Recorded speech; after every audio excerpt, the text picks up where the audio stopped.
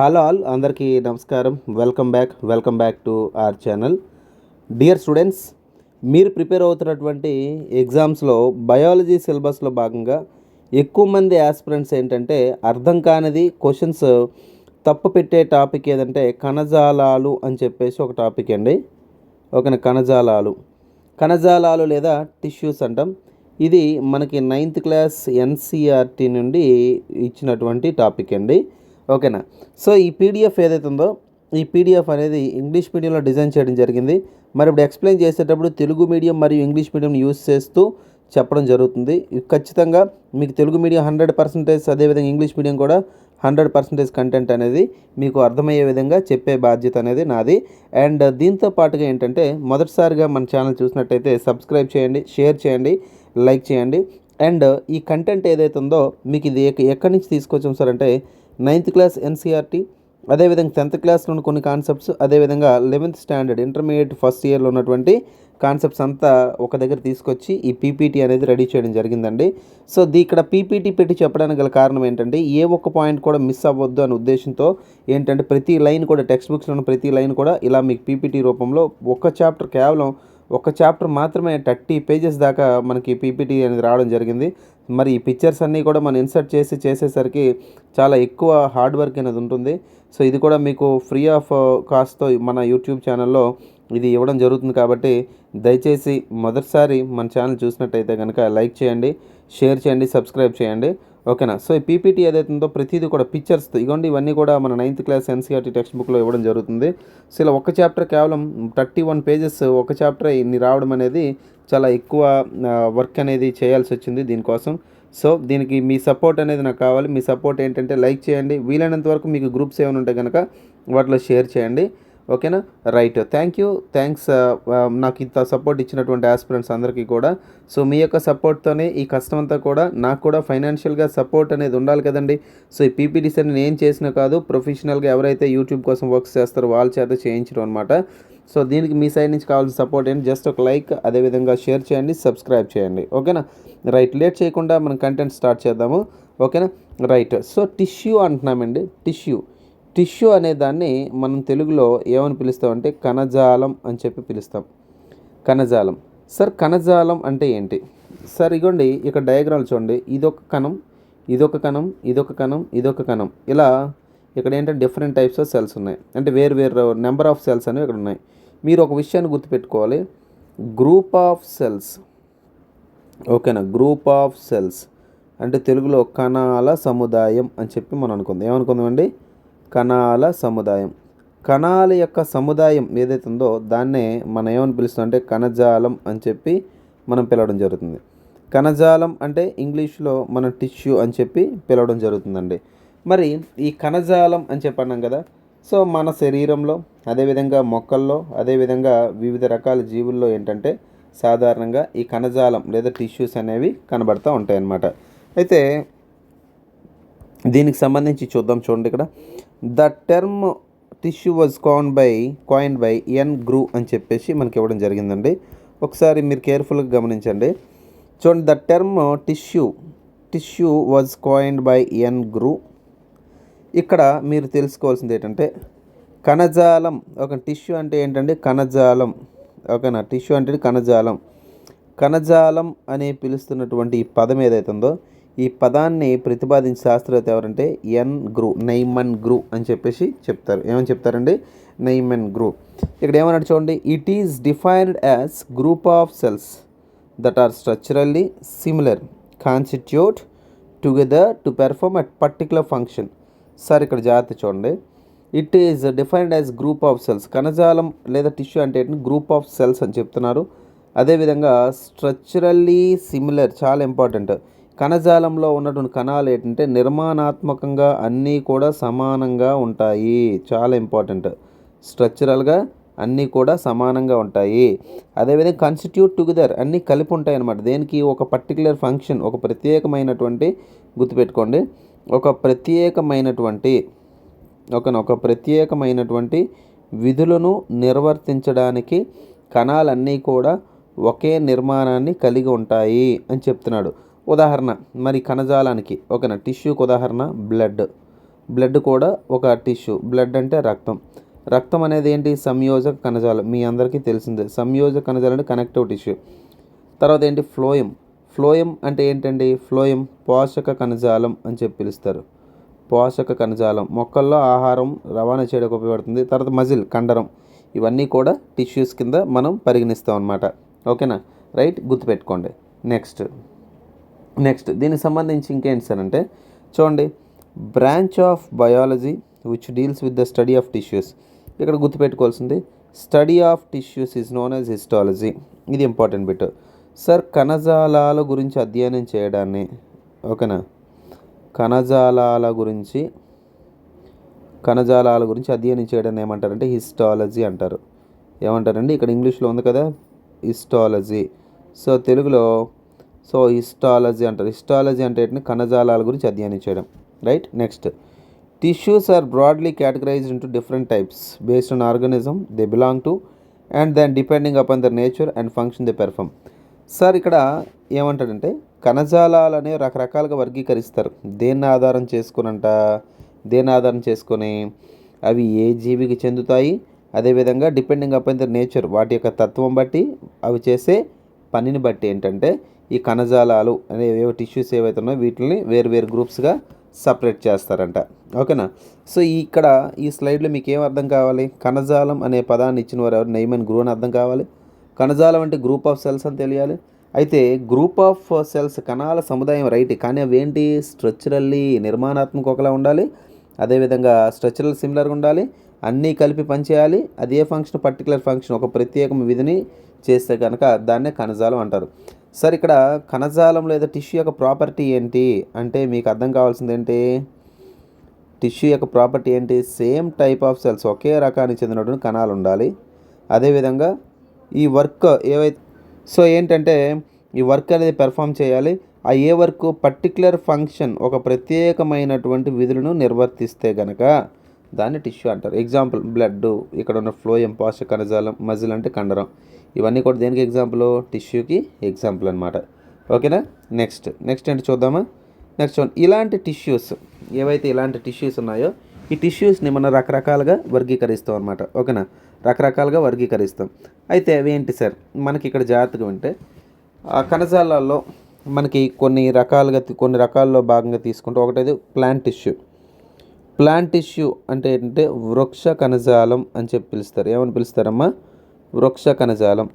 దీన్నే plant tissue అంటారు. చూడండి సార్, ఇక్కడ most of the tissues present in plants are dead and provide more mechanical strength to them than the living cells because of the dead cells of the plant do not need so much of maintenance. Sir ఈ line మీద చాలాసార్లు క్వశ్చన్లు వచ్చినాయండి. చాలాసార్లు క్వశ్చన్లు వచ్చినాయి. ఓకేనా? So ఒకసారి ఇక్కడ చూస్తే కనుక దీనికి సంబంధించి చూడండి most of the tissues present plants are dead. చాలా ఇంపార్టెంట్. మొక్కల్లో ఉన్న కణాలు ఎందుకు ఎక్కువ డెడ్ సెల్స్ ఉంటాయని అడిగాడు ఒకసారి రైల్వే గ్రూప్ డీలో. ఓకేనా? చూడండి most of the cells are dead and provide more mechanical strength to them than the living cells. ఓకేనా? సో ఇక్కడ వృక్ష కణాలు అనేవి ఏవైతే ఉన్నాయో చూడండి, ఇక్కడ వృక్ష కణాలు అనేవి ఎక్కువగా చనిపోయి ఉంటాయి, మృత కణాలు ఉంటాయి. ఇవి ఎక్కువ యాంత్రిక బలాన్ని ఇస్తాయి లివింగ్ సెల్స్ కన్నా. And because of dead cells of the plant do not need so much of maintenance. ఈ లైన్ మీకు అర్థమయ్యేలా చెప్తాను చూడండి. మొక్కల్లో ఉన్నటువంటి కణజాలాలు ఎక్కువగా డెడ్ సెల్స్ ఉంటాయి, మృత కణాలు ఉంటాయి. ఉదాహరణ తీసుకుంటే కొబ్బరి పీచు తీసుకుంటే అందులో డెడ్ సెల్స్ ఉంటాయి. అవి ఏం చేస్తాయి? కొబ్బరి చెట్టుకి మెకానికల్ స్ట్రెంత్. ఓకేనా? సో అవి యాంత్రిక బలం అనేది ఇస్తాయి. ఓకేనా? వృక్ష కణజాలం ప్లాంట్ టిష్యూస్లోని సెల్స్ అనేవి ఎక్కువగా చనిపోయే కనబడతాయి. అండ్ ఇవి ఏంటంటే మెకానికల్ స్ట్రెంత్ని ఇస్తాయి. దేనికన్నా ఎక్కువ లివింగ్ సెల్స్, ప్రాణంతో ఉన్నటువంటి కణాల కన్నా ఎక్కువ స్ట్రెంత్ అనేది ఇస్తాయి. ఎందుకు ఇస్తాయి? Dead cells of the plant do not need so much maintenance. మృత కణాలకి పెద్దగా మెయింటెనెన్స్ అవసరం లేదు, లివింగ్ మెటీరియల్స్ అనేవి పెద్దగా అవసరం లేదనమాట. అందుకే కొబ్బరి పీచు అంత బలంగా ఉంటుంది. కొబ్బరి పీచుని లాగినట్టు మన చర్మం లాగితే ఏమవుద్ది? తోలు మొత్తం ఊడిపోద్ది. అంతేనా కాదు? అంటే ఏంటి? మన చర్మంలో ఉన్నవి మృత కణాలు కాదు. ఓకేనా? సజీవ కణాలు, లివింగ్ సెల్స్ కన్నా డెడ్ సెల్స్ బలంగా ఉంటాయి. ఉదాహరణ కొబ్బరి పీచుని తీసుకుందామా? ఓకేనా? రైట్. ఇప్పుడు చూడండి, on the basis of functions the perform the plant tissue can be categorised as. Sir ఇక్కడ ఇక్కడ ప్లాంట్ టిష్యూస్ వృక్ష కణజాలాలు చేసే పనిని బట్టి వృక్ష కణజాలను కొన్ని రకాలుగా విభజించారు. సార్ చూడండి, మొదటిది ప్యారెన్కైమా, రెండోది కొలెన్కైమా, మూడోది స్క్లెరెన్కైమా. ఓకేనా? చూసారా, 3 రకాలు ఇచ్చారు. ఇక్కడ మనము అర్థం చేసుకోవాల్సింది ఏంటి? సార్ అంటే మీకు ఇక్కడ తెలియాల్సింది సో ఇక్కడ కణజాలాలు తీసుకుంటే మొదటిది ప్యారెన్కైమా అన్నాడు. ఉదాహరణకి ఇచ్చాడులేండి, ఇంకా కంప్లీట్ కంటెంట్ ఉంది. ప్యారెన్కైమా అంటే ఏంటి సార్ అంటే మృదు కణజాలం అని అర్థం. ఓకేనా? మృదు కణజాలం. కొలెన్కైమా అంటే ఏంటి అనుకున్నారు? స్థూలకోణ కణజాలం. ఓకేనా? స్థూలకోణ కణజాలం. స్క్లెరెన్కైమా అంటే ఏంటో తెలుసా? దృఢ కణజాలం. కొబ్బరి పీచులు ఉండే కణజాలం ఇదే. ఓకేనా? సో ఇక్కడ డయాగ్రామ్స్ ఇచ్చాడు. ఓకేనా సార్? ఇక్కడ మనం జాగ్రత్తగా అబ్జర్వ్ చేస్తే ఇదేంటి? ప్యారెన్కైమా అంటే మృదు కణజాలం. మృదు కణజాలం గురించి ఇండైరెక్ట్గా ఒక బిట్ ఇచ్చాడు ఇక్కడ. మృదు కణజాలం లేదా ప్యారెన్కైమాలో ఇంట్రాసెల్యులర్ ఎయిర్ స్పేస్, కణానికి మధ్యలో ఇగోండి ఈ సెల్కి మధ్యలో గ్యాప్ ఉందా లేదా అంటే ఇండైరెక్ట్ బిట్ ఏంటి? ప్యారెన్కైమా లోపల ఏముంటాయి సరే? ఇంట్రా సెల్యులర్ గ్యాప్స్ అంటే ఏంటి? కణాంతర అవకాశాలు. ఓకేనా?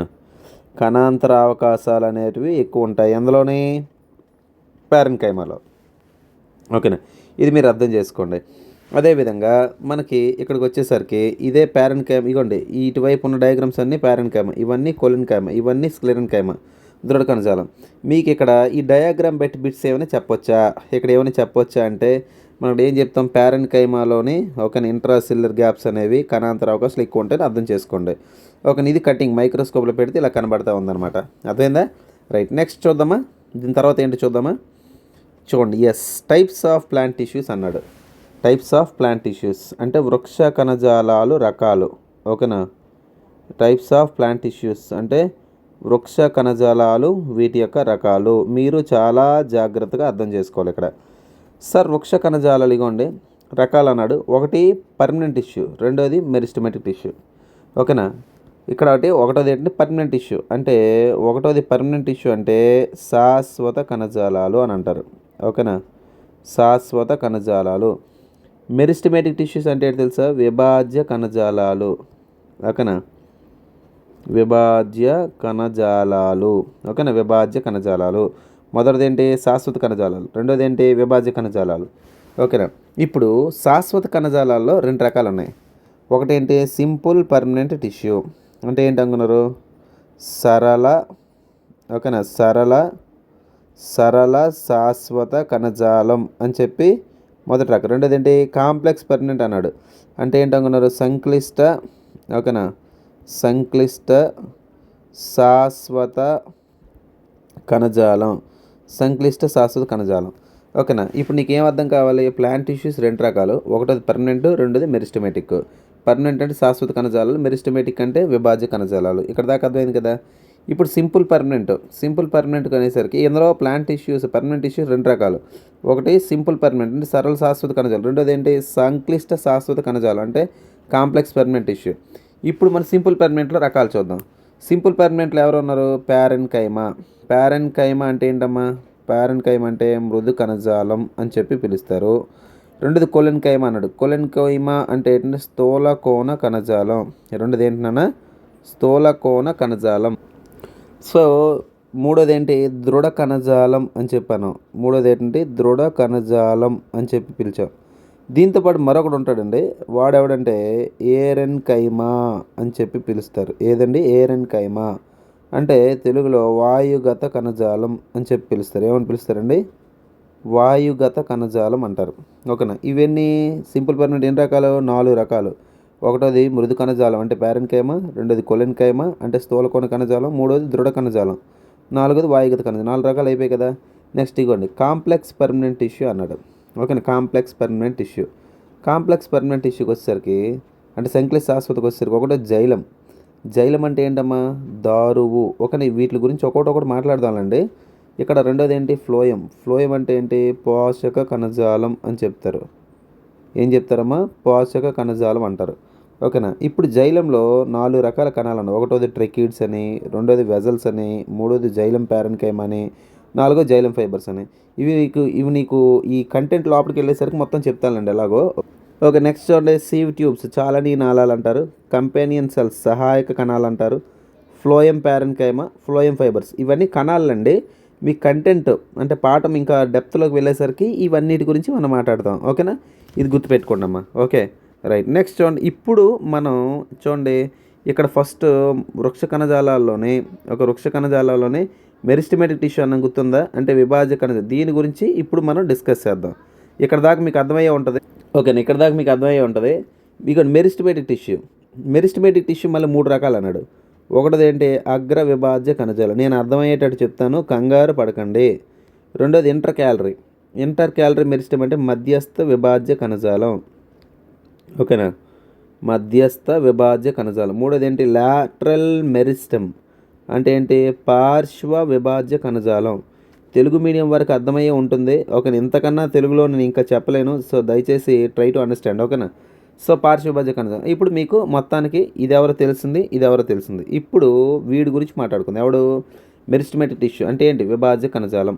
అదేందా విభాజ్య కణజాలం గురించి. ఇగోండి ఇక నీట్గా ఇచ్చారు కదా. ఇగోండి మీకు ఇది ఒక మొక్క.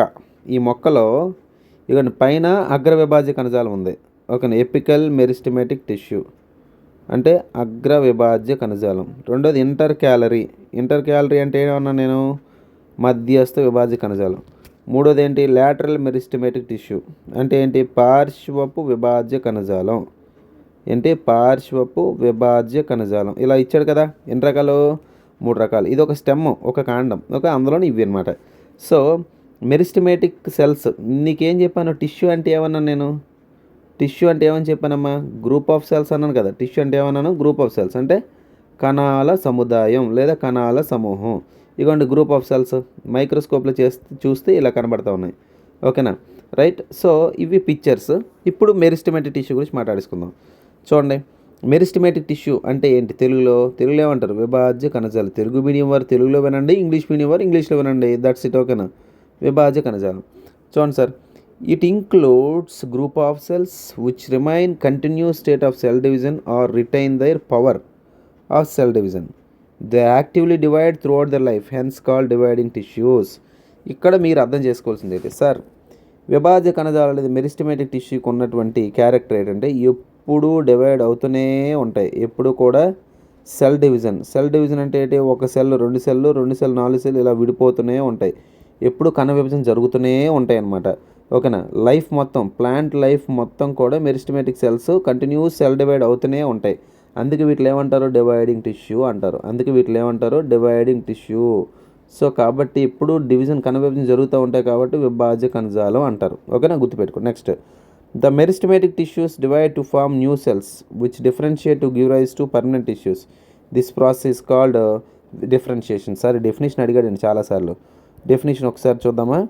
ఏమంటాడు, the meristematic tissues divide to form new cells which differentiate to give rise to permanent tissues. This process is called differentiation. Sir ఏం లేదు, ఇక్కడ ఏమంటాడంటే విభాజ్య కణజాలాలు మెరిస్టమేటిక్ టిష్యూ ఎప్పుడు కూడా డివైడ్ అవుతూ కొత్త కణాలను న్యూ సెల్స్ని ఏర్పరుస్తాయి. ఓకేనా, గుర్తుపెట్టుకోండి. మెరిస్టమేటిక్ సెల్స్ ఏవైతే మెరిస్టమేటిక్ టిష్యూస్ ఉన్నాయో అంటే విభాజ్య కణజాలాలు ఉన్నాయో ఎప్పుడు కూడా వీటిల్లో సెల్స్ ఏమవుతాయి, డివైడ్ అవుతాయి, కణ విభజన అవుతాయి. కణ విభజన ఎప్పుడు చెందుతూనే ఉంటాయి. చెంది ఏం చేస్తాయి ఇవి మనకి కంప్లీట్గా, ఇవి ఎప్పుడు డివైడ్ అవుతూ ఏం ఏర్పరుస్తాయి, పర్మనెంట్ టిష్యూస్ని ఏర్పరుస్తాయి. పర్మనెంట్ టిష్యూస్ని ఏర్పరుస్తాయి. శాశ్వత కణజాలాలు లేదా వీటిలో మనం ఏమంటాం, పర్మనెంట్ టిష్యూస్ని ఏర్పరుస్తాయి. ఇలా పర్మనెంట్ టిష్యూస్ని కంటిన్యూస్ డివైడ్ అయ్యి ఏర్పాటు చేయడం ఏమంటారంటే డిఫరెన్షియేషన్ అంటారంట. ఏమంటారంటే డిఫరెన్షియేషన్ అంటే ఏంటి, విభేదనం అని చెప్పి పిలుస్తారు. ఏమని పిలుస్తారు నాన్న, విభేదనం అంటారు. చాలా ఇంపార్టెంట్. అంటే కణాలు అనేవి, ఒక కణం అనేది ఇలా కంటిన్యూస్గా డివైడ్ అవుతూ ఏమవుతాయండి, కొన్నాళ్ళకి ఇవి పర్మనెంట్ టిష్యూస్ని ఒక శాశ్వత కణజాలను ఏర్పరుస్తాయి. ఉదాహరణగా చూడండి, పర్మనెంట్ టిష్యూస్కి వచ్చేసరికి పర్మనెంట్ అంటే వీళ్ళని ఏర్పాటు చేస్తారు. ఇక మళ్ళీ వీళ్ళిద్దరు ఇలా పర్మనెంట్ టిష్యూస్ని, శాశ్వత కణజాలాలని ఏర్పరచడం అనేది మనం చూస్తాం అన్నమాట. చూడండి, these tissues are generally found in growing parts of the plants like. So ఇవి గ్రోయింగ్ పార్ట్స్ అంటే ఈ విభాజ్య కణజాలం లేదా మెరిస్టమేటిక్ టిష్యూ అనేది ఎప్పుడు పెరిగే భాగాల్లో కనిపిస్తుంది. Example receptacle axis of stem to which floral organs are attached, sepals, stigma of the flower, apex of the root, cambium. Sir ఇక్కడ మీరు అర్థం చేసుకోవాల్సింది ఏంటంటే విభాజ్య కణజాలం ఎక్కడెక్కడ పెరుగుతుంది? కాండం చివరి భాగాల్లో, స్టెమ్ చివరి భాగాల్లో పెరుగుతుంది. అదేవిధంగా వేరు చివరి భాగాల్లో పెరుగుతుంది. పువ్వులు యొక్క రెక్కలు ఉంటాయి చూసారా, రెక్కల భాగంలో పెరుగుతుంది. అదేవిధంగా stigma of the flower, stigma అంటే ఏంటి? కీలాగ్రం అంటారు. కీలాగ్రం ఫ్లవర్స్లో ఫీమేల్ పార్ట్ ఏదైతే ఉందో దాన్నే కీలాగ్రం లేదా స్టిగ్మా అంటారు. ఓకేనా. ఈ కేంబియం అంటే ఏంటంటే ఒక కాండం తీసుకో. ఓకేనా. కేంబియం అంటే మీకు ఇక్కడ పిక్చర్ చూపిస్తాను చూడండి. ఇక కేంబియం ఈ మధ్యలో భాగం అంతా కూడా ఇదంతా కేంబియం అంటాం అనమాట. కేంబియం అని చెప్పి పిలిస్తే ఇది పెరుగుదలకి ఉపయోగపడుతూ ఉంటుంది అనమాట. ఓకేనా, గుర్తుపెట్టుకోండి. రైట్ నాన్న. సో ఇక్కడ దాకా అర్థమయ్యే ఉంటుంది బహుశా మీకు. ఓకేనా. అయితే ఇది మెరిస్టమేటిక్ టిష్యూ సంబంధించి. ఓకేనా. సో నెక్స్ట్ వీడియోలో మనం ఏం చేద్దాం, టైప్స్ ఆఫ్ మెరిస్టమేటిక్ టిష్యూ గురించి మనం మాట్లాడుకుందాం. ఓకేనా. అంటే ఇందులో రకాల గురించి మనం మాట్లాడదాం. ఓకేనా. Thank you. మీ అందరికీ అర్థమయ్యే ఉంటుంది. ఓకేనా. Thanks for watching. Thank you very much.